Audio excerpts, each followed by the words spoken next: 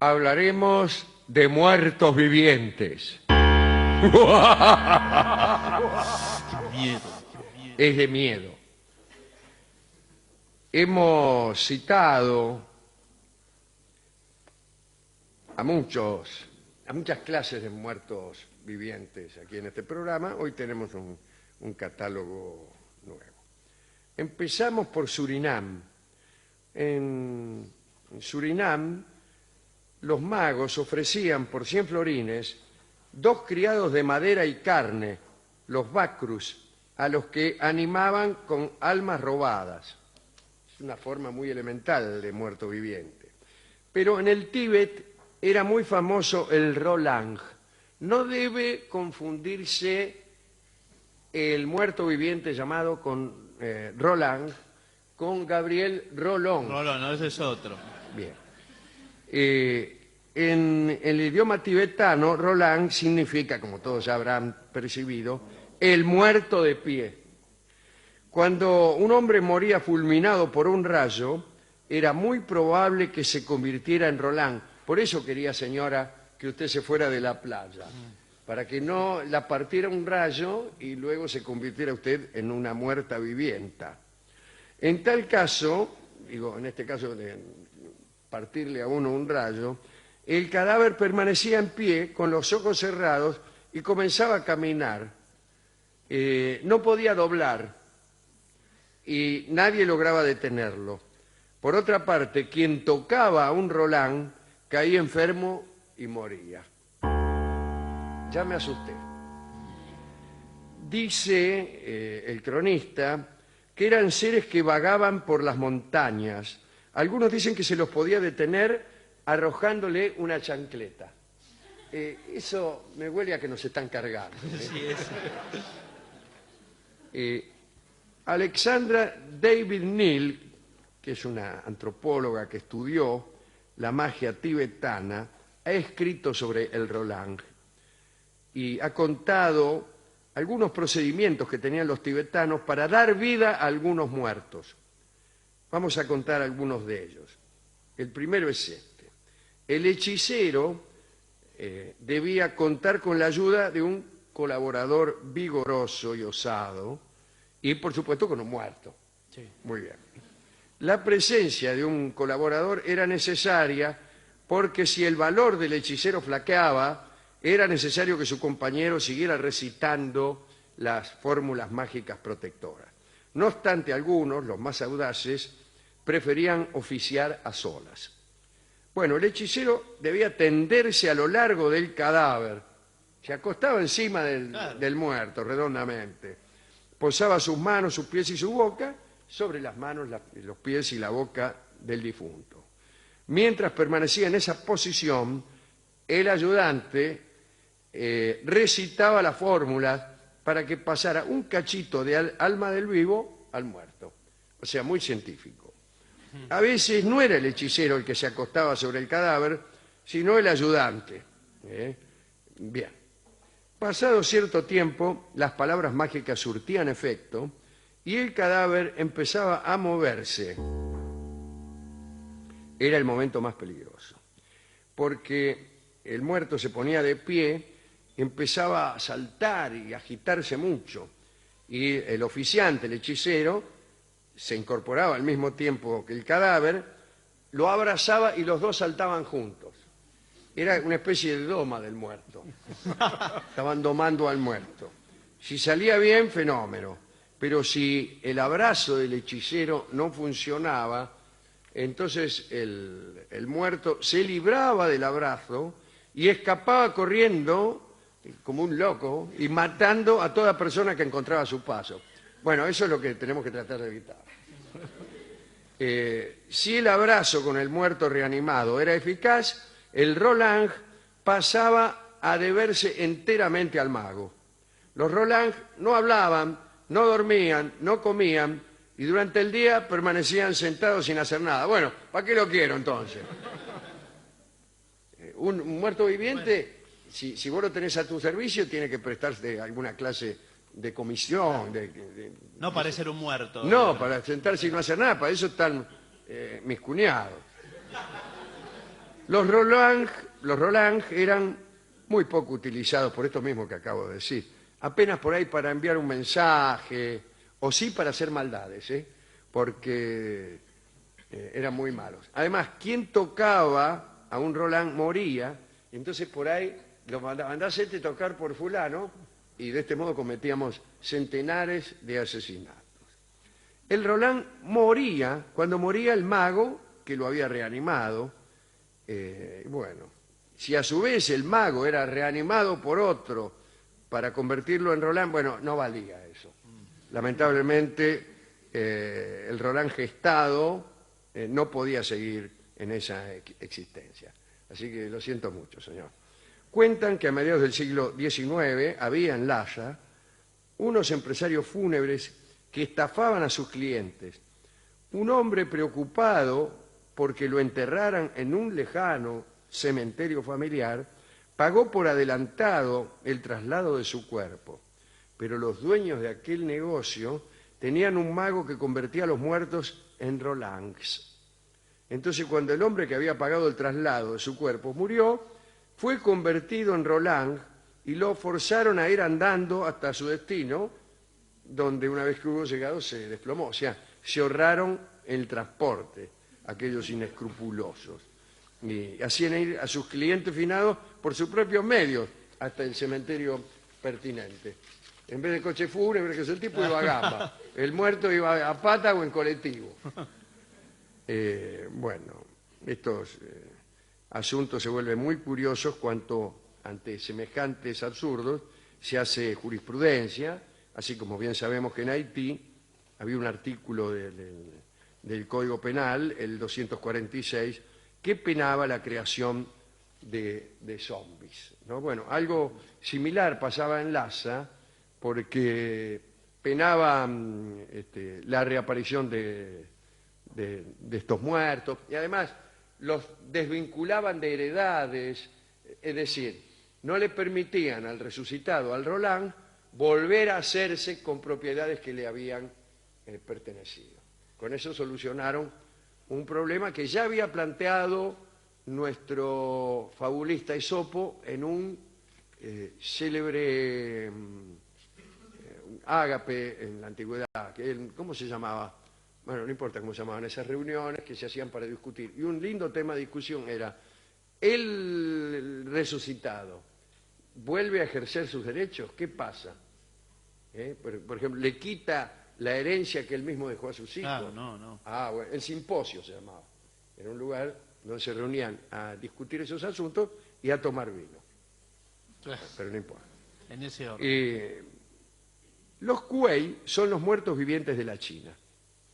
Se trata de personas que no hicieron suficientes méritos en la vida para obtener un lugar en el más allá, y entonces luego de la muerte deben continuar una existencia miserable en la tierra.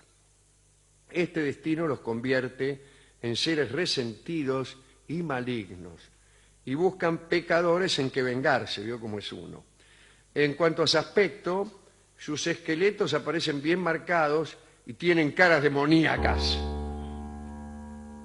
Los Kuei siempre se mueven en línea recta, igual que los Roland, y por eso se los puede frustrar fácilmente instalando biombos en la entrada de las habitaciones. Al no poder dar la vuelta al biombo, irán a otra parte.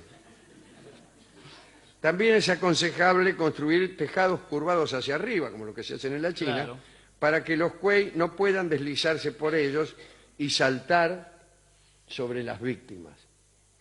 Se tiran de los techos y caen sobre las víctimas. Pero si vos le haces ese voladito que tienen las pagodas, entonces frustrás las criminales intenciones de estos seres demoníacos.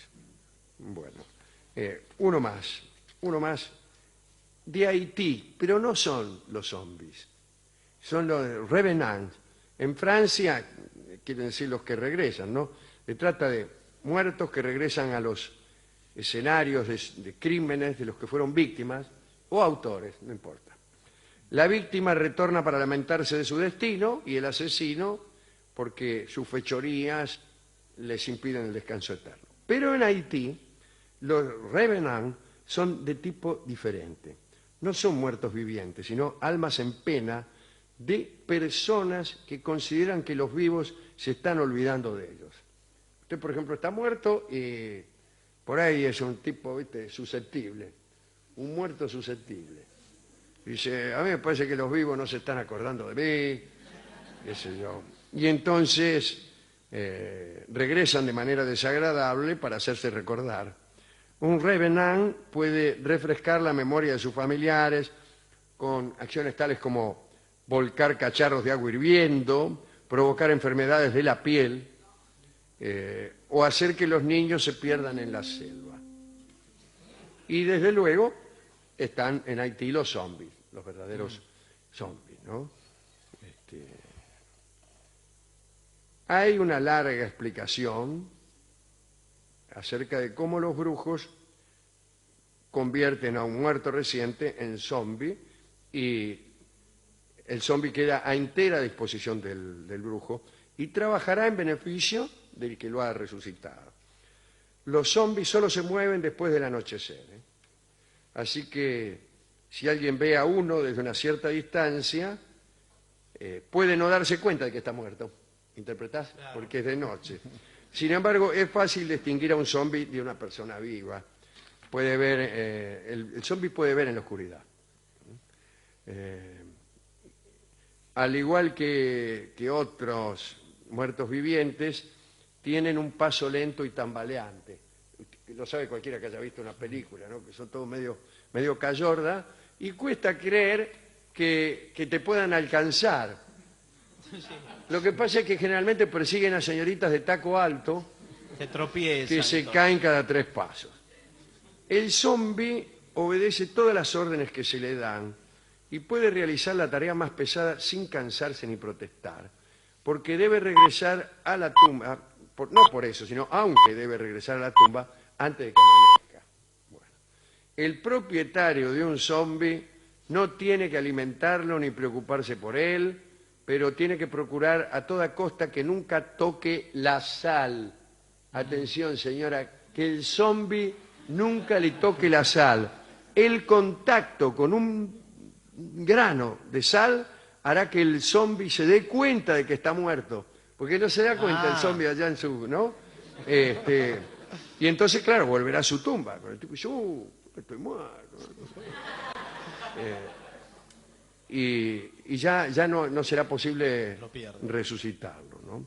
Algunos granjeros prósperos recurrían a los brujos para hacerse algunos zombies para que trabajaran durante la noche. No obstante, el propietario de zombies vivía una existencia incómoda porque existía la posibilidad de que algún enemigo utilizara los hechizos adecuados para hacerlos volver incluso contra el propietario y matarlo. O sea que, cuidado. Lo desconoce el zombie. Sí, bueno. Hay también una clase de zombie llamado el zombie errante, ¿qué tal?, que son cuerpos de gente que ha muerto en accidentes sin completar su vida y que salen de sus tumbas para vagar durante la noche, aunque no hacen daño. Bueno, no importa. Últimos detalles. Existían en Haití una serie de precauciones para evitar que los brujos crearan estos seres, estos zombies. Se procuraba enterrar a los muertos en tumbas bien herméticas. No así, sino con llave, todo. Estas tumbas debían ubicarse en patios traseros. Se enterraba al muerto con los labios cosidos o con la boca llena de tierra para evitar uno de los procedimientos, el más habitual, de resurrección, que era insuflarle el brujo aliento al muerto. Además, como hemos dicho, estaba el famoso artículo 246, que no era tan así, ¿no? Castigaba en realidad, ese artículo me parece, la supuesta creación de zombies a través de la utilización de sustancias con las cuales no se mataba a una persona, pero se la reducía a un estado letárgico. No es que creyeran del todo en los zombies. Claro, un poquito. Pero creemos un poquito. Esto es todo lo que tengo que decir sobre muertos vivientes. Están también, desde luego, los vampiros. Pero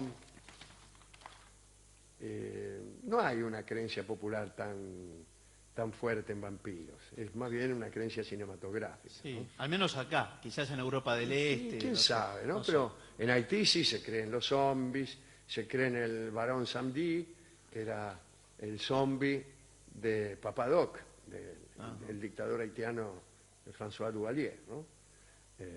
Bueno, y había casi hasta un interés oficial de algunas ramas políticas en hacer creer en la existencia de los zombies y particularmente del Barón Samedi. De los vampiros entonces no hablemos. Andaban por Hungría, por Rumania, todos sabemos todos, ¿para qué decir? Síntomas del vampirismo solamente, señora, para saber si no vigile. tiene uno en su casa. Claro, por ahí su marido es un vampiro, usted no se da cuenta. Los síntomas son fácilmente detectables, amigas. Si se sospecha de alguna persona difunta, hay que abrir el sepulcro e inspeccionar el cadáver. El cadáver de un vampiro, aunque tenga siglos, presentará el aspecto de una persona saludable.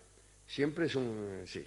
Si lleva mucho tiempo sin beber sangre, el vampiro, parecerá pálido y débil.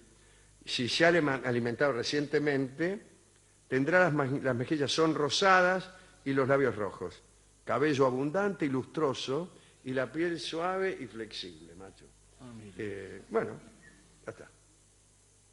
Ya se sabe, señora, la forma de eliminar un vampiro. Le clava una estaca en el corazón y listo. Claro. Bueno. Eso es todo lo que tengo que decir sobre muertos vivientes. ¿Hay algo más? No. He ido a la discoteca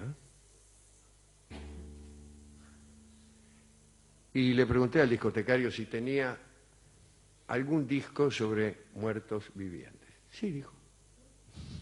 Qué rápido respondió. Sacó entre sus ropas un disco que es este, que se llama precisamente El Muerto Vivo. Y escucharemos en la versión de nuestro amigo Joao Manuel Serrat junto a Joaquín Sabina. Es un tema... Cuidado, ¿eh? No, cuidado con que es una interpretación. Es un tema, cuidado, ¿eh? ¿Por qué hay que tener cuidado, dice usted? Porque hay que tener cuidado. ¿Usted está realizando una amenaza? Tómelo más bien como una advertencia.